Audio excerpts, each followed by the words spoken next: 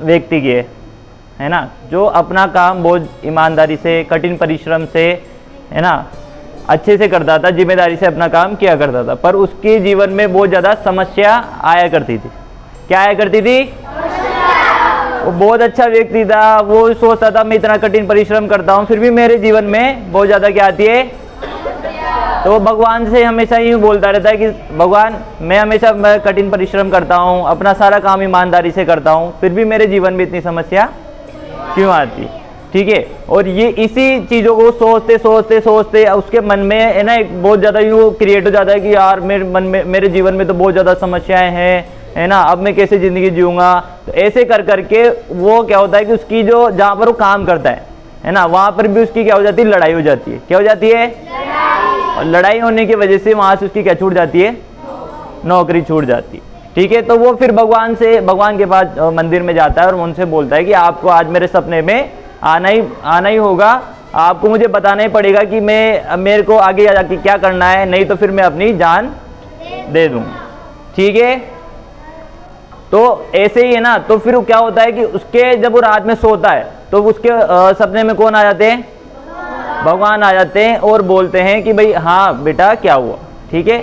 तो वो बोलता है कि भगवान मैं इतना कठिन परिश्रम करता हूँ, ईमानदारी से अपना सारा काम करता हूँ, है ना, फिर भी मेरे जीवन में इतनी समस्याएं क्यों आती है?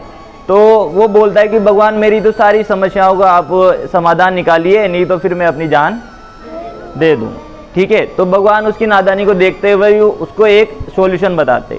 उसमें जब वो सपना देखता रहता है तो उसमें एक दृश्य होता है, दृश्य में ये दिखाई देता है कि भगवान के पीछे एक बरगद का पेड़ है। काय का पेड़ है? बरगद का पेड़ है। तो उसमें वो बोलते हैं कि एक काम करना, जैसे ही तुम सुबह उठोगे तो बरगद के पेड़ के पास जाना और वहाँ पर आपकी जितनी भी समस्याएं हैं उसको एक पोटली में डालना और वो डालकर आप कहाँ पर टाक के आ जाना?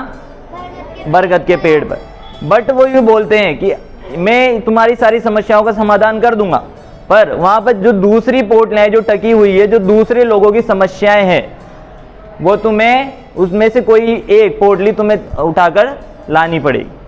ठीक है। तो वो सुबह उठता है, खुश हो जाता है कि यार मेरी सारी समस्याएं खत्म होने वाली है।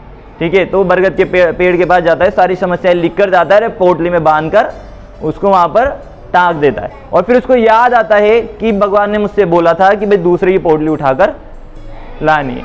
ठीक है। तो वो सबसे छोटी पोटली ढूंढता है कि भाई हाँ जो सबसे छोटी पोटली होगी उसमें समस्याएं सबसे कम होगी। ठीक है। तो वो क्या कर, उसमें वो सोचता है कि क्या पता इसमें किसी की बीमारी के बारे में लिखा हो। जब वो पहली पोटली ढूंढता है और सबसे छोटी पोटली वो ढूंढता है तो उसमें वो देखता है कि इसमें शायद किसी की बीमारी के बारे में होगा, तो वो पहली पोटली को छोड़ देता है। दूसरी पोटली को जब वो उठाता है, जब उसको लगता है ये और छोटी है, तो उसको यूँ लगता है कि यार क्या पता इसमें किसी की डेथ लिखी हो। क्या लिखी हो?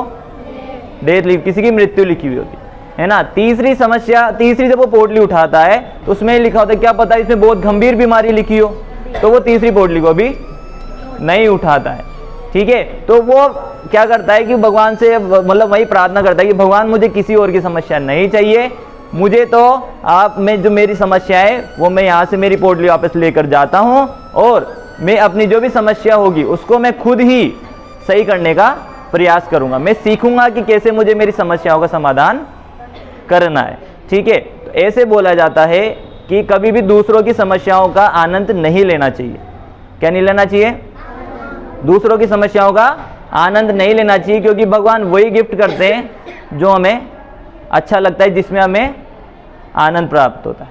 तो जब भी आपके जीवन में कोई भी समस्या आती है, ठीक है, तो कभी यूँ नहीं सोचना कि यार अब मेरा क्या होगा, है ना, मुझे अब आगे जाके नहीं जीना। आपको उसका अच्छे से डट कर सामना करना है।